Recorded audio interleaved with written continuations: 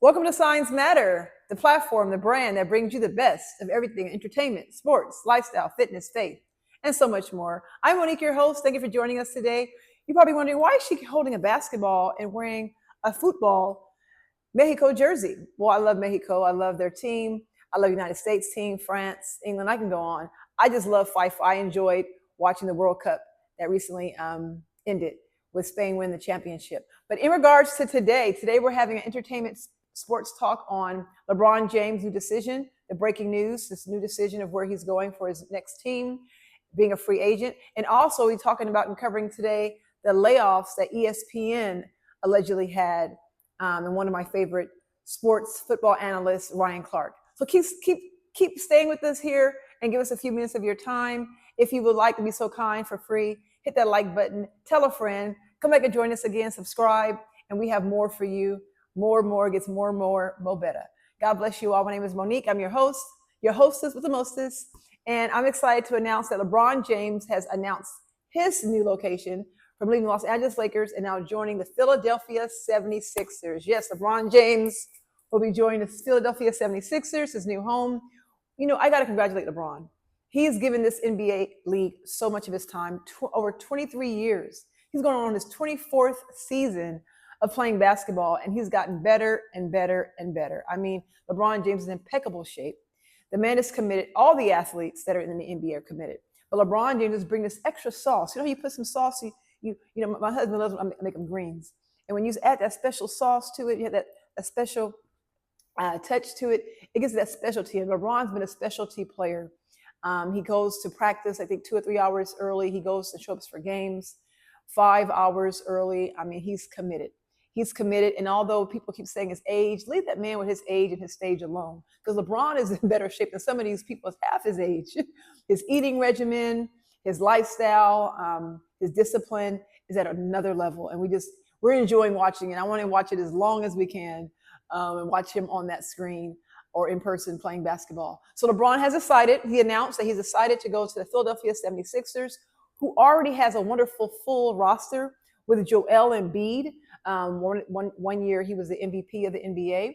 Joel Embiid is back from injury, looking good. I hope he stays injury free. They also have, we cannot forget the fireball, the fire of the team, Tyrese Maxey. Tyrese Maxey is from Kentucky College. He just has a great attitude. His parents are still married and together. You see him at the games, his parents.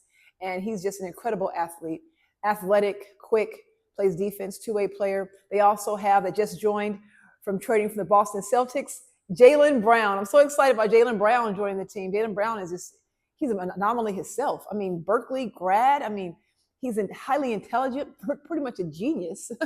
He worked for NASA. I mean, to get an athlete that's scholastically highly intelligent and as well as MVP, he was finals MVP. He was the MVP for Eastern Conference, and he's a champion coming from Boston Celtics. So, I mean, he's in great shape. He's athletic. This team, man, is comprised of just awesomeness, and I'm excited for this phenomenal upcoming season, 2026, 2027. How are you all feeling about this? Please leave in the comments. I mean, how do you feel about this upcoming season? How do you feel about LeBron's trade, him being a free agent and leaving the Los Angeles Lakers? He had been with the LA Lakers, if you don't already know, from 2018 to 2026. LeBron James is a champion on wheels. He brings a lot to the game, no matter where he goes. LeBron's like a chameleon. He is going to get along with whoever he plays with. So the team is blessed to have him like icing on the cake. But LeBron James, you know, he won his first championship with Miami Heat. They called the Big Three, with Dwayne Wade, Chris Bosh, and LeBron James. They won back-to-back championships with Miami in 2012, 2013, and LeBron was named the finals MVP for both years, 2012 and 2013. Then LeBron went back to Cleveland, Ohio, where he originally started in the NBA, and he went to win a championship with Cleveland, Ohio in 2016. Remember, at the end of the game, he said, "This is for you, Cleveland, this is for you." So LeBron, I mean, he makes his ways around the NBA, and he's a champion no matter where he goes. Then when he left Cleveland, Ohio, he won the championship there in 2016 with his third championship, 2 with Miami, 1 with Cleveland. Then he went on to the Los Angeles Lakers, like I said, from 2018. And in 2 years, in 2020, during the pandemic, he actually won his first championship with the LA Lakers. So far, LeBron has 4 championships. and with 3 different teams. And I believe the 76ers have potential to get to a championship within a year or two or less. I would love to see it. I mean, first of all, let's keep celebrating New York for winning after 53 years on drought. So we're really excited about what's to come. How do you all feel about it? I believe the 76ers can Philadelphia win a championship with the team they have now and the discipline. LeBron just helps bring that extra oomph to them. Maybe LeBron can help Embiid, stay on course, off the court with his lifestyle that can help keep him healthy. Not saying he's already doing it allegedly, but LeBron can help bring some advice if he's open and willing, Embiid, to learn what LeBron has done to sustain and remain available to play basketball this past 23 years. So it's going to be great to see them all come together and play. I'm excited about it. The Eastern Conference is doing well. They just won the championship in New York.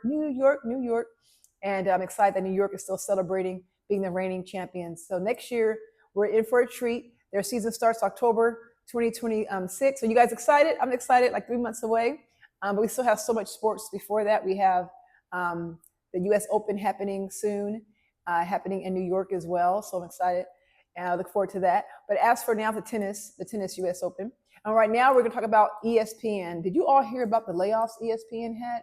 They had a lot of layoffs, and it has happened before. I mean, Stephen A. from First Take, the #1 show on ESPN, he's talked about his layoff allegedly. I think it was 2008, 2009, when he had his layoff from ESPN. Then they rehired him, and Stephen A. just signed a huge contract with ESPN because of his longevity and keeping that show First Take with all of his guests #1.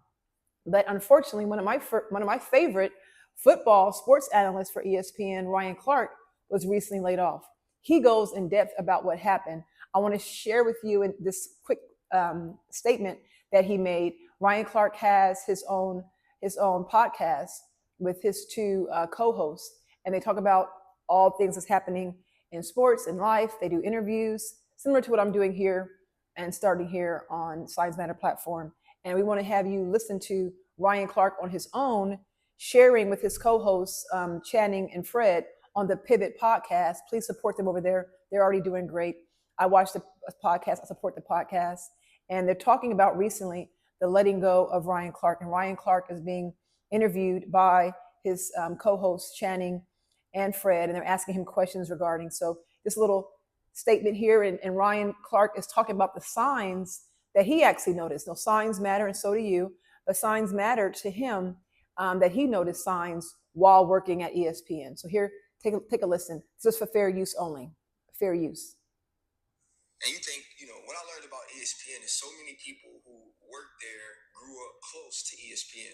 So they grew up with a dream of being there and being able to work behind the scenes and create these stories and tell this story. And now their job is gone, right? What I'm dealing with is, in truth, a first world problem. But there's some people who are truly counting on what ESPN was going to do for them to feed their family. And, so my thoughts and my prayers are with them as well. I think the big question is, did you see it coming? Could you take us inside that moment? Yes and no. I'm upset with myself from this perspective. There were signs, but I truly thought for the first time in my life, I worked so hard at something. I was so good at something. Everybody acknowledged that I was, that they couldn't fire me, that they wouldn't fire me, that a company.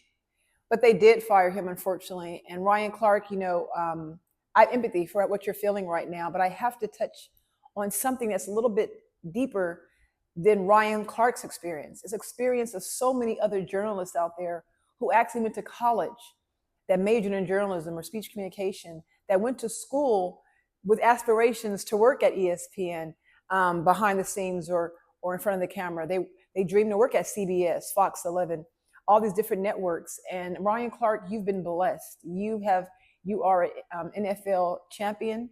You have won Emmy Awards for your being an analyst, sports analyst, specializing in football. You've been blessed. And of course, we all go through ups and downs in life. How many out there of you who wanted the American dream, and now your life path, you thought maybe in college, your plans in high school was to just skyrocket after you graduate? but your life path has been like this. It's been more of a roller coaster ride than it has a straight line. Have any of you out there had a straight line? Most people that have nepotism, or they're blessed with their family members to have them go in the direction of their business and take over, they don't go through the same things. They may go through life experiences, has ups and downs, but we're talking about careers right now. This is a career experience, not the outside noise of the nuances of happening in life. We're discussing right now just a career path. And looking over at the evolution of Ryan Clark. First of all, Ryan Clark, I admire you. You're a family man, you're married, you have 3 children, allegedly 3 children. Your son plays football, your daughters, I know one of your daughters graduated from college. So you're a blessed man and have a wife and have children and have a legacy. But not only that, you're blessed to not only play at the professional level at the NFL, but to also be an analyst. So you played in front of the camera, and now you're analyzing it and giving your correspondence from in front of the camera, but with wearing your nice suit and your pendant, RC for Ryan Clark. You've been blessed beyond. And I know you still feel blessed, but right now it's kind of a letdown. And so I can understand and empathy for your sadness. But I want you to know, coming from Science Matter, from Monique the host, that so many others like me went to college, went to school, and majored and got a degree in journalism to one day and have aspirations to one day work in news. I worked in news. I worked at CBS, intern, and actually Fox 11. Please excuse that alarm. And things didn't turn out the way I did. You know, I never got fired from those networks because you know what? I wasn't hired at those networks. I interned. I did have a paid intern for CBS, but you cannot get fired, Ryan Clark, unless you're hired. And there's so many people out there that never got the opportunity to get hired. So to all those journalists out there who went to school or had aspirations, there's people who are now hosting television shows, don't even have a college degree at all. Maybe they're in high school diploma. I don't know. No judgment. Allegedly, what we're saying is the path of a career taking off has to do with not only who you know, but who knows you. Education is what's pushed, that picket fence, that American dream. But we're now living in the age and stage of life where there's an even playing field.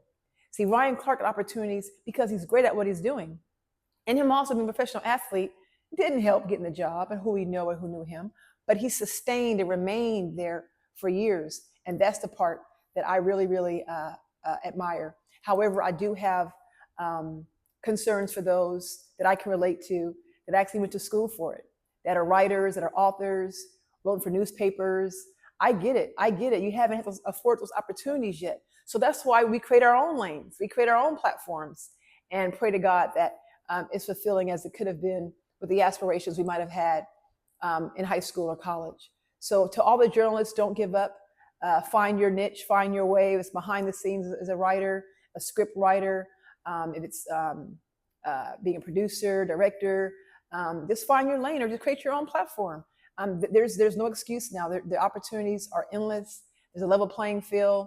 Social media is big now. A lot of us who were in school, maybe in the past, social media wasn't like it is now. So just take the opportunity and run with it. Create your own path. And of course, it's going to be roller coaster rides. But through the roller coaster ride that even Ryan Clark's experiencing right now, we have God. When you seek God first, he makes it all work out. And believe me, I know it is to have some hard times, but God brings us out of it all. Have faith. Faith, Hebrews 11:1 in the Bible, faith is the substance of things hoped for and the evidence of things not seen. God bless you all. Keep God first. And those of you out there who had other careers, maybe in nursing, maybe being an architect, a pilot, or in the military, whatever your aspirations, whatever your career is, do your best at it. And if you ever want a different opportunity, create it yourself. Be a creator, because the greatest creator of all is the Most High God. Genesis 1:1, God created the heavens and the earth. So all these content creators out there, including myself, remember the greatest creator is God. God bless you all. Enjoy your day. Please like, share, subscribe, come visit us and join us again. Signs matter and so do you. We'll see you soon. God bless.